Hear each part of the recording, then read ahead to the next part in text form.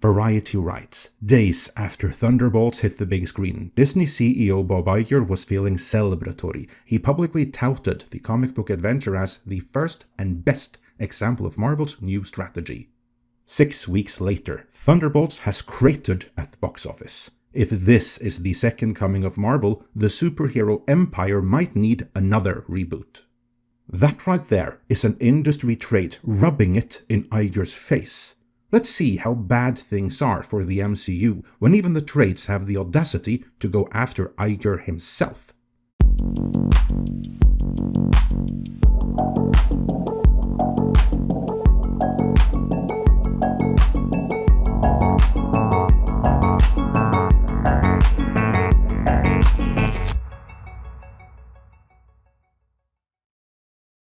This video is sponsored by Incogni.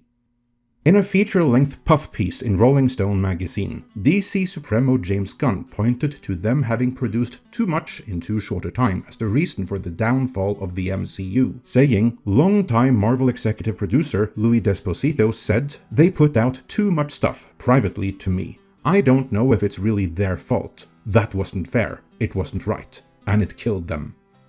Note, however, that this isn't James Gunn giving his assessment on what he thought happened, but what he was told happened by his friend in Marvel. And that just so happens to correspond with the cover story the entertainment media has used to explain away the MCU failing. A cover story comicbookmovie.com gave us a reminder of in their write-up, in which they said, there have been critical and commercial disappointments in theaters and on streaming, with much of the blame for that laid at the feet of former Disney CEO Bob Chapek. He pressured Kevin Feige to produce an increased number of theatrical and Disney Plus titles, stretching the executive thin. That narrative is so last year. By now, everyone knows that all Chapek did was have Feige proceed with the projects that already had been announced under Bob Iger, meaning they were doing them anyway, Chapek or no Chapek. The only thing Chapek actually added to the slate, which wasn't there before, was Deadpool and Wolverine, and Ryan Reynolds was the one overseeing that. Hence, blaming Chapek isn't going to fly anymore, no matter how much Kevin Feige and Bob Iger may wish that it did. Because the truth is the implosion of the MCU is 100% on them, and as we are about to see here, even the industry trades are starting to admit that. But first, have you ever gotten random calls and texts with offers you never asked for all hours of the day? If so, that would be because data brokers have gotten a hold of your personal data and they're selling it to the highest bidder, and all you get out of that is annoyance because you are the unwitting product. In the US in particular, your data may end up in public search sites, and health insurance companies are known to use some of that data as determinants of health, meaning your documented online activity may actually increase your rates. There are hundreds of such data brokers, but the good news is that Incogni, this video sponsor, keeps track of them, and they will protect your privacy by demanding these data brokers remove anything they have on you, plow through any objections as they come, and send repeat removal requests in case they should get a hold of your data again. The whole process is automated, so all you have to do is create an account, grant Incogni the right to work on your behalf, and kick back and relax while they do the work for you, keeping you up to date every step of the way. Since this video is sponsored by Incogni, we naturally have a deal for you. Use our code MIDNIGHT at the link in the description, and you'll get 60% off an annual Incogni plan. So head down to the description and get your data protected now. With that, let's shift our attention back to who or what is really to blame for the implosion of the MCU.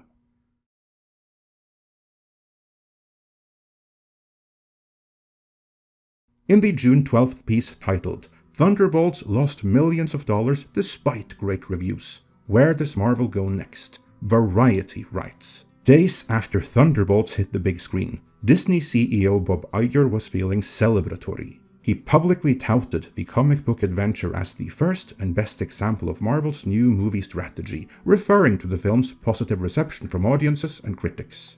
And what a relief, following a bumpy few years and a string of poorly reviewed misfires in the franchise. Before we move on here, Variety does not get to dismiss the last few years of the MCU as bumpy with a string of poorly reviewed misfires, as if that is some self-evident thing. I mean, it always was, of course, but for the longest of time, Variety were among those pretending the proverbial emperor had clothes, if you catch my drift, and they were among those shouting down those of us who clearly saw that he didn't.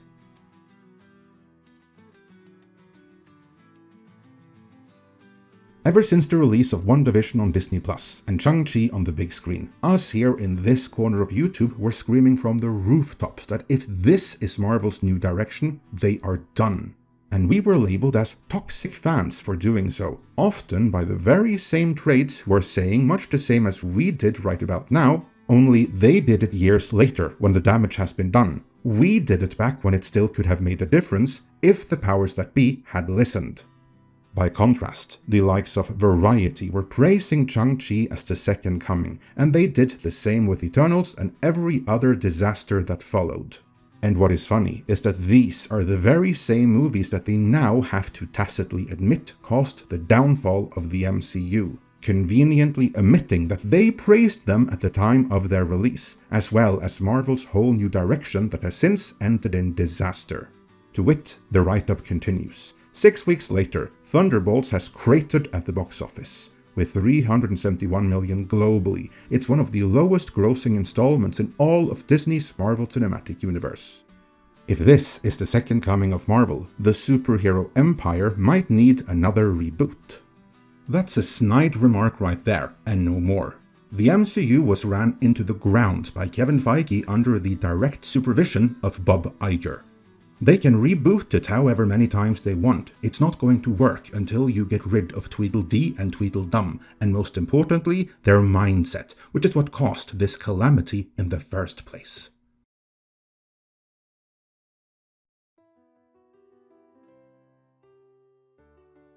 The write-up continues. Marvel's calculus has changed, says Sean Robbins, Fandango's movie analytics director. We're in a new era where not every Marvel movie is going to hit 1 billion. Well, ain't that the truth? We're in an era where $1 billion comic book movie is a rarity and a fluke. But can Variety ask the question, why is that? Because that's the frustrating thing with these trades, and part of the motivation behind this channel in the first place. Namely that they will detail that something has gone very wrong, but they refuse to dig too much into the mechanisms behind why it went wrong. Or they'll go find some insane excuse and hope you accept that as the reason. First, that reason was Bob Chapek, but that obviously wasn't true, so here they try something else. Since the MCU's inception with 2008's Iron Man, Marvel has been Hollywood's most consistent hit maker. It's also the highest grossing film franchise in history, with $31 billion across 36 films. $1 billion per movie shouldn't be a barometer for success. But before the lockdowns scrambled things, even less beloved installments were guaranteed a certain level of box office. Pre-lockdown, 19 out of its 22 films at least cracked 500 million globally. Since then, the once Teflon brand has struggled with commercial consistency. Starting in 2020, just 6 out of 13 films have reached the $500 million benchmark. So that's what Variety wants you to buy into. Nothing happened with the movies themselves, it was the lockdowns. Of course, something else happened in 2020 as well, namely the on-screen onset of Kevin Feige's diversity and female-centric makeover of the MCU, turning it into the MCU. But of course, Variety won't even try to look too closely into why female and diversity-led MCU movies underperform and increasingly bomb, while last year's Deadpool and Wolverine grossed almost $1.5 billion, post-lockdowns and with an R rating to boot. That was a go big movie though, so maybe that's the excuse they assign for its success, for their story continues. After July's The Fantastic Four First Steps, another cinematic introduction of sorts, Marvel seems to be embracing a go big or go home mentality. The upcoming calendar is populated only by heavy hitters with hefty budgets. Avengers Doomsday and Spider-Man 4 in 2026, and Avengers Secret Wars in 2027. An untitled film is set for July 2027, and X-Men and Black Panther movies are in the works. But other projects that focus on one character, like Blade, have been stuck in protracted limbo. And that, quite frankly, is ridiculous. Blade should be easy. Just bring back Wesley Snipes. That's the necessary prerequisite there. Then come up with the story over a weekend, write the script in no more than 6 weeks, spend no more than 50 million making it, and boom, instant hit. Because everyone loves Wesley Snipes' Blade. There's only been one Blade. There's only ever going to be one Blade. Sadly, Marvel does not appear to possess that mindset, as they're busy blowing fortunes on making projects unmissable.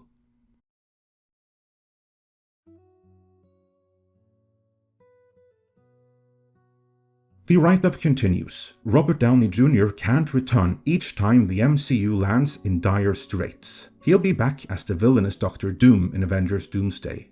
If the studio wants to replenish the well with new vigilantes, it needs to spend less on origin stories. But belt tightening is getting harder as the cost of everything, from actors' pay to visual effects to catering, has drastically risen. And turning these movies into can't-miss events requires huge promotional dollars for globe-trotting press tours and premieres.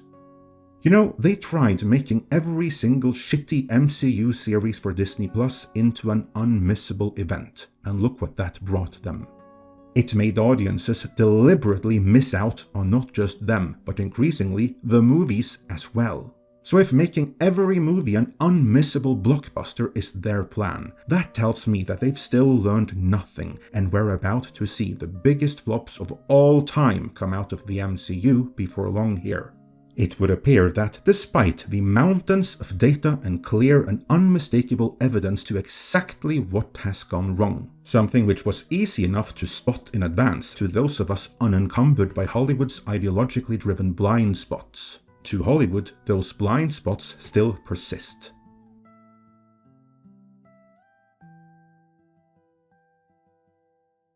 While the trades now have no choice but to admit that Marvel and the MCU are in deep doo-doo, they still can't bring themselves to admit why, even though they probably could accept the long answer. Problem is, all their ideologically driven thought-stopping mechanisms kick in at the short answer. Because the short answer as to why the MCU has failed so badly is women and diversity, and no one in Hollywood can admit that or look deeper into it. Because, as with most short answers, this one misses some vital nuance, because here the devil is in the details. The longer, more nuanced answer is that in order to artificially push women and forced inorganic diversity, activist creatives sacrifice storytelling on the altar of ideology.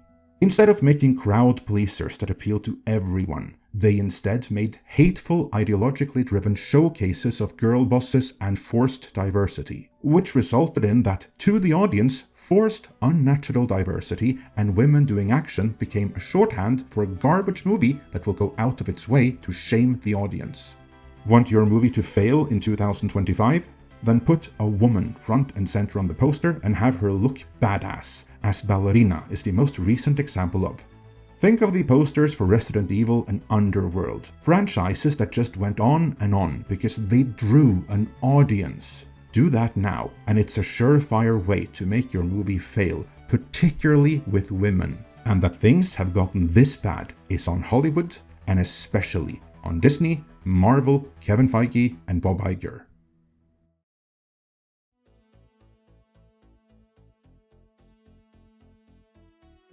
Unfair as it may be, this is a learned response.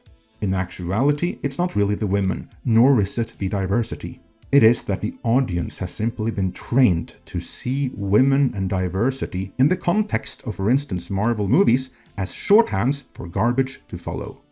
Yet there are exceptions. Like if Marvel were to recast T'Challa and do a proper Black Panther movie, or a mid-budgeted R-rated Blade movie genuinely starring Wesley Snipes and not some girl boss side character, which is what they were planning on doing with Mahershala Ali's Blade. That would be an instant hit. But they're not going to do that, because they have an aversion to actually digesting the real data, and so they'd freak out before they got to the actual valid conclusions. And until they can acknowledge where they actually went wrong, they're not going to be able to fix the problem they made. and they're about to get yet another huge data point in that regard in the guise of Ironheart. So, question is, can Disney girl boss their way out of this, like Marvel appears to be hoping Sue Storm is going to do for them? Or will they actually address the real problem and then find a way out of it? Let me know in the comments. And before you go, remember to protect your data. Use our code MIDNIGHT at the link in the description and you'll get 60% off an annual Incogni plan.